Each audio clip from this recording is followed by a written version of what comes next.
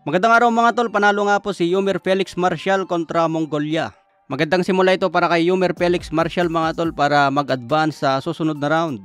Pinaluhod niya ang Mongolia sa third round at natapos naman sa unanimous decision. Kaya nagwagi si Yumir Felix Marcial sa Asian Games na ginaganap ngayon sa China. Sabangan po natin mga tol yung mga susunod na laban ni Felix Marcial hanggang sa gold medal. Sana umabot sa finals para pasok sa Olympic 2024. Sa ibang banda naman, panalo din si Mark Ashley Fajardo. Knockout ang kalaban niya sa first round. Nagkamali ng tirada itong kalaban mga tol dahil kumounter pa siya ng left hook.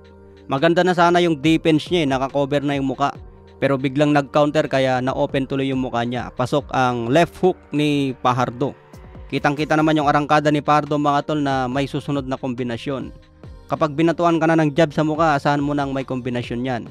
Pero mali yung tirada ng kalaban mga tol dahil mas pinili mag-counter. Kung nagdepensa na lang sana yun sa mukha hindi sana natapos agad ang laban. So sa boxing mga tol, konting pagkakamali mo lang pwedeng matapos ka agad. Lalo na sa mas mabigat na timbang, kailangan maingat ka dyan. Kaya abangan din natin mga tol ang susunod na laban ni Mark Ashley Fajardo. Pasok na rin siya sa susunod na round kaya abangan po natin. Sa ibang banda naman, Conor Benn sinabing wawasakin niya si Terence Crawford.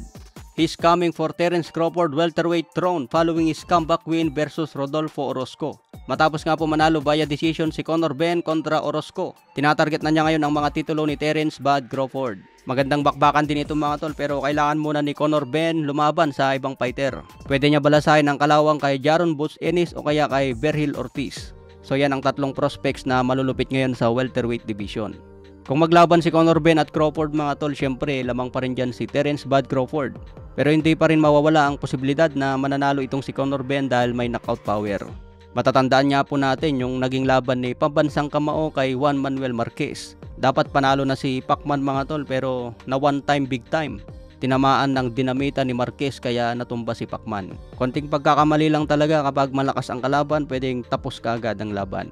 Sa ibang banda naman mga tol, papalit daw kay pambansang kamao ni Pacquiao itong si Eman Bacosa. Kahit hindi ko nababanggitin mga tol, kilala nyo na itong si Eman Bacosa.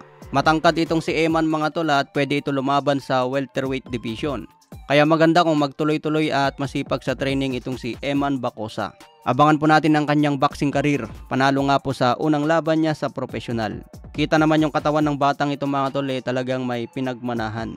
Sa kita nyo yung laban niya mga tol, meron talagang ibubuga kapag nagtraining pa ito ng mas matindi. May balita rin mga tol na mapapalaban si pambansang kamao ni Pacquiao bago matapos ang taon. Hindi pa naman sinasabi kung sino ang posibleng kalaban kaya abang na lang po natin yan. Kung matatandaan yung balitang laban niya kay Buakaw ng Thailand. So matutuloy pa rin yan mga tol sa susunod na taon. Siguro magkakaroon lang muna ng activity fight si Pacman bago matapos ang taon. Okay mga tol, yan lang muna ang balita natin sa ngayon. Abangan na lang po natin yung mga susunod na update. Maraming salamat po.